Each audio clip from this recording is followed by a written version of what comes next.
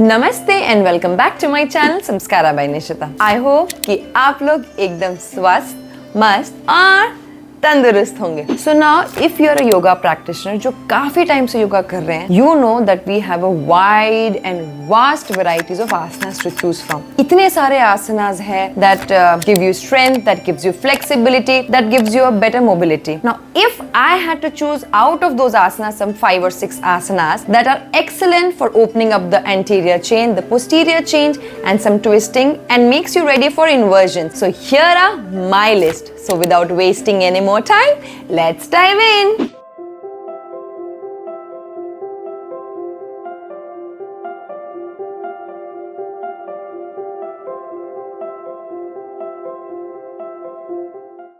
So the first asana is the downward dog or the Adho Mukha Svanasana. Now if you see, this is a pillar asana in the Ashtanga series because it is from this asana you go through all the jump throughs. So that is why this asana needs to be strong.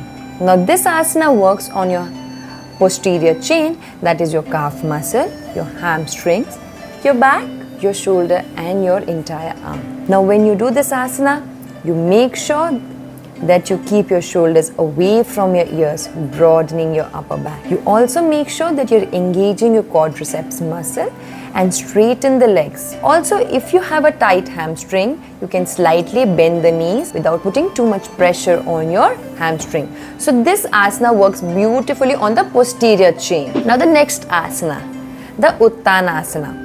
Now if you're someone working on a forward fold, you'll see that you need a better opening of your hamstring muscles.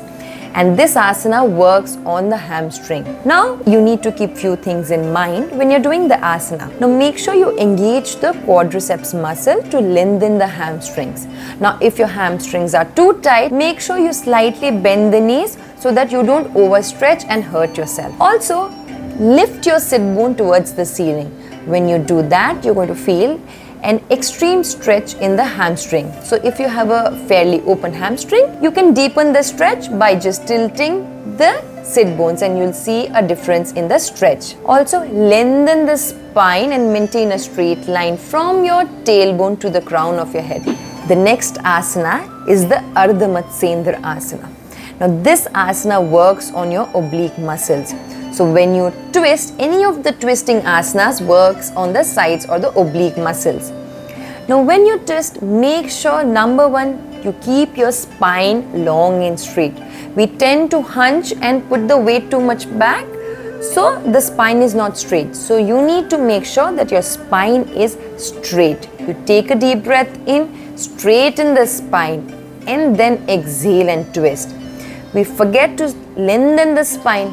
Also, don't put too much pressure on the hand that is back and make sure you look over the shoulder in the direction of the twist, which will help you to complete the spinal rotation. Now the next asana is the Anjaneyasana.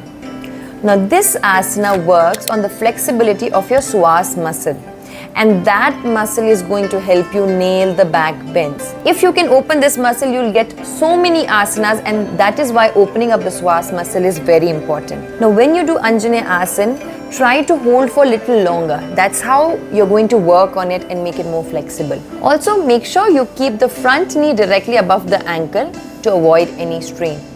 Also when you get into the asana, make sure you don't directly get in the asana putting too much pressure, but first you get into Ashwa Sanchalana and then get into Anjaneyasana. That is how you're going to protect the knees. Also keep your hip squared in front of the mat and avoiding letting one hip drop or rotate out. So try to push the pelvic forward and open up the psoas muscles.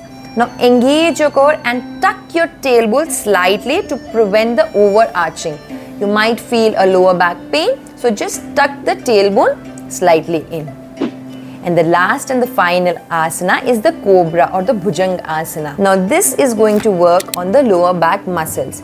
Now I cannot say this asana is great in terms of all back pain issues. No, if you have a slip disc, you have a disc injury or a herniated disc, this is not going to work. So if you have a stiff muscle pain, this is where this asana is going to help you. Now make sure your pubic bone is rooted to the floors and your legs are engaged. You roll your shoulder blades back and away from the ears. Don't hunch. Also ensure that the hands are placed directly under the shoulders with the elbow close to your body.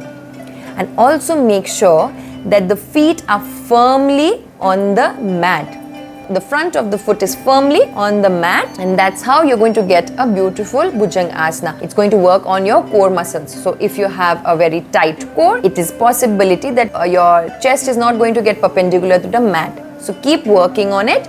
You're going to work on the core muscles and also on the back muscles. Thank you for watching my video. I hope you learned something new from this video. And if you did, then please like, share, comment and subscribe to my channel. Also, if you have any query related to career in yoga, then please follow Arogyam Yoga and Wellness by Saptashika. मिलते हैं next video में, तब तक के लिए नमस्ते.